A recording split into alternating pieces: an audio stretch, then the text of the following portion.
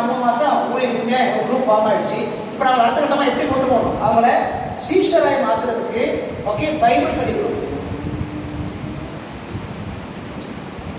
வேதபாட குழுக்களை அப்படி அப்டேட் பண்ணுறது, அடுத்த கட்டமாக வேதபாட குழுக்களை மாறுவது.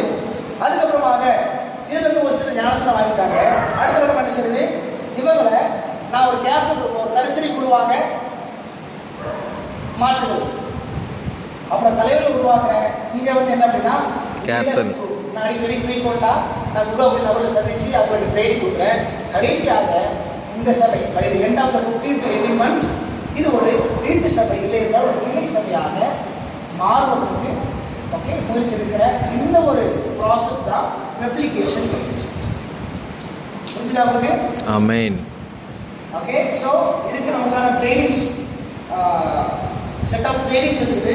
ட்ரைனிங்ஸ் நீங்கள் கற்றுக்கிட்டு போய் உங்கள் விசுவாசம் என்ன செய்யலாம் சொல்லிக் கொடுக்கலாம். உங்களுக்கு லைஃப் மெயினாக இருக்கக்கூடிய உண்மையாக இருக்கக்கூடிய நபரை என்ன செய்யலாம் நீங்கள் உருவாக்கி அவங்களை கற்றுக் கொடுத்து அவர்கள் மூலமாக இந்த சபை திருக்கத்தை நீங்களும் சாத்தியப்படுத்தலாம்.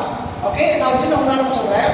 பேராவூர்னு ஒரு கிராமம் சாரி ஊர், அதில் ஒரு ஒரு சபை இருக்குது. அந்த சபையில் நம்ம பயிற்சி நடத்திட்டு இருக்கிறோம். அங்கே சர்ச்சுக்கு 9 மணி சர்ச்சுனா 10 மணிக்கு வர போஸ்டிங்கெல்லாம் இந்த பயிற்சி அட்டன் பண்ணதுக்கு அப்புறமாக 8:30 வந்துடுறாங்க. வாசல் எல்லாரும் வரவேற்று இருந்தாங்க. ஏன் அப்படின்னா இவங்க ஊழிய செய்ய ஆரம்பிச்சிட்டாங்க, அவங்களுக்கு தெரியும் இந்த வழி என்ன அப்படின்றது. ஓகே, ஸோ இந்த பயிற்சி மூலமாக நாம் நம்முடைய விசுவாசிகளையும் தலைவர்களாய் மாற்றுகிறோம்.